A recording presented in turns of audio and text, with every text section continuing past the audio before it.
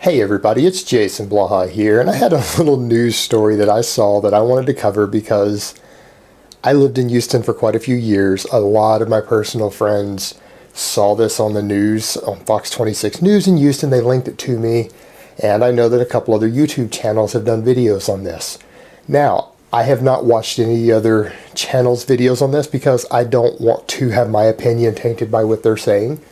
So I'm just going to go straight to it. I'm going to link the news story down below, and it's Dr. Higgins, who is a cardiologist in Houston, is discussing for people with New Year's resolution and dieting, and he made some kind of absurd statements, which I don't like because his intent was well-meaning, but I think the way that they conveyed this is a sensationalist piece, and there was some definite misinformation in there that I really didn't like. He made this really kind of an anti-protein thing, and I'm going to have to harp on that a bit, and this is coming from someone that I have some of the lowest protein recommendations that you guys see on YouTube, other than a couple of the hardcore vegan channels. Even I felt what this individual was saying is a bit extreme. Now, for people who, and the first thing that he said that was just so dead wrong, and I'm sorry, but anyone with a basic understanding of biology could have shot this down, and I'm just shocked to hear a medical doctor say that. And I think he intended something different than what actually came out of his mouth. Now, he said protein has a lot of fat in it. Well, no, protein has no fat in it, and fat has no protein in it. They're completely separate biochemically. They're completely different macronutrients.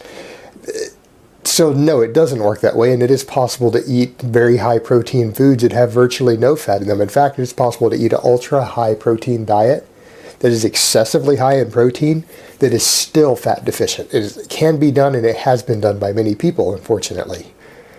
So that statement was kind of off, and I think what he meant to say, I think he was really intending to bash on ketogenic style diets for weight loss, and that those tend to focus upon very high fat protein sources. Or that he should have meant that a lot of protein sources are high in fat, but there are just as many that are not, that are very, very low fat. And it just came across as a bit absurd, and I knew his intent, but he did not word it correctly, and he said a very untrue statement in saying that.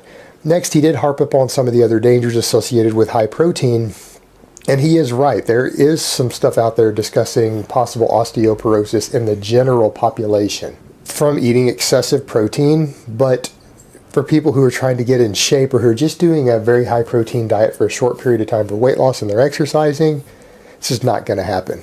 And it's generally offset quite well by weightlifting.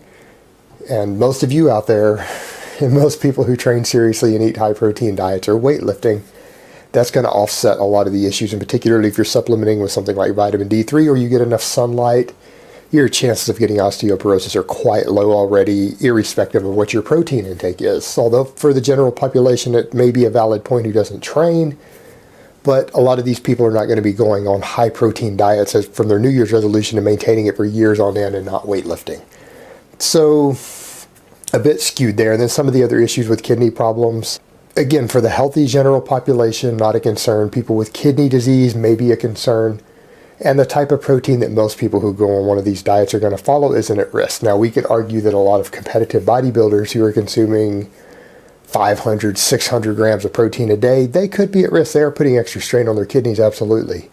But not the type of protein intakes for healthy individuals that we're talking about going above his recommendations, even doubling, tripling, or eating fourfold his recommendations are really unlikely to contribute to kidney disease. And so it did bother me a bit with that. Now, had he stuck with just the fact of bashing on ketogenic diets or low-carb diets and pointing out the problems associated there, and specifically mentioning things like the fiber and other stuff that he talked about there, then we would be seeing eye to eye. But someone who's eating a fairly high protein diet that still has a good amount of carbs in it, fruits and vegetables, most of his concerns that he raised are not going to exist. So I really wish he had just left it as bashing low carb diets or bashing ketogenic diets for fat loss or health, rather than really attacking people eating more protein than he recommends, because he recommended the 56 grams a day, which is fine for the average Joe, but someone who's training probably needs a bit more.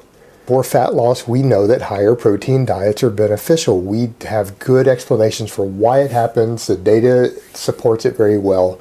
They can be effective for fat loss for a variety of reasons, which I've covered in the past.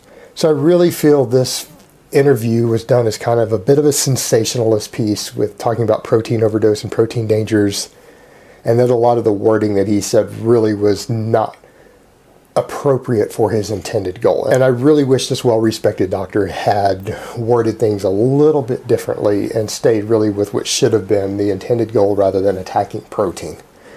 Alright guys, so that's really all I have to say on that today. I hope it has been informative, and I will talk to you guys next time. But let me give you guys a bicep shot before I go.